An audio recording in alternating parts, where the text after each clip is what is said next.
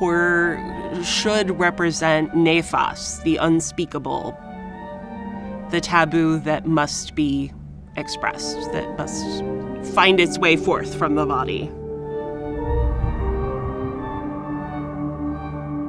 I'm Ariel Baska. I am the writer-director of Monstrous Me, which is my own story about disability identity and monsters, specifically looking at Freddy Krueger. I was born with a rare disease that had no name, no diagnosis code until I was 20. This disease of red and purple marks swallowed my face, making my right ear monstrous and taking my vision and hearing on the right side. This story has been one that I've always been very hesitant to tell. At age 3, a bad babysitter brought over a bag of weed, her boyfriend, and a VHS of A Nightmare on Elm Street. There, in that old Zenith television, I met myself. It's interesting to see the way the video essay form kind of shapes how you're thinking about the way that you see. Looking at how people look, the disabled lens allows me the freedom to explore in the space and be flexible with crews of people who are more flexibly minded, trying out new structures in non-hierarchical ways. The structure of filmmaking is not very welcoming or inclusive.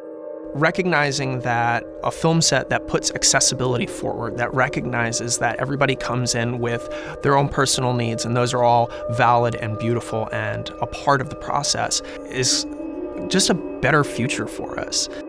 I am on disability for chronic migraines and bipolar disorder. It's very, very hard. As someone who's disabled, it's very important for me to be able to access my accommodations in order to be able to perform my best on set. As a production accessibility coordinator, my role is to make sure everyone's needs are met. There's this very comfortable flow, and there's a pace here that's very tolerable to me. One of the things that is unique about this project is that I have an enormous team from the start. Brainstorming with a lot of different folks around what it can look like going forward, showing the work in progress to university students at Notre Dame, adults with intellectual disabilities in Portland. We need to be tapping into the universal as much as we can within the disability community to make sure that people understand the messages we're trying to send. The easiest way into this story is by talking about imagery, what the imagery has given me and what the imagery has taken from me. By looking at what my parents wanted me to see of myself, which denied half of myself. I think we all communally share the experience of feeling like there's something about ourselves that is not okay.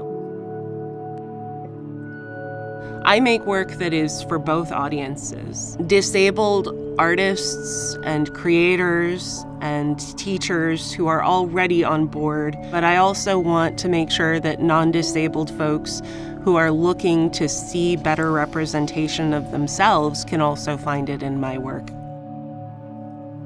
That was the thing that I was most missing as a child and that I really wanted to have that I never saw. I want people to be able to see themselves on screen.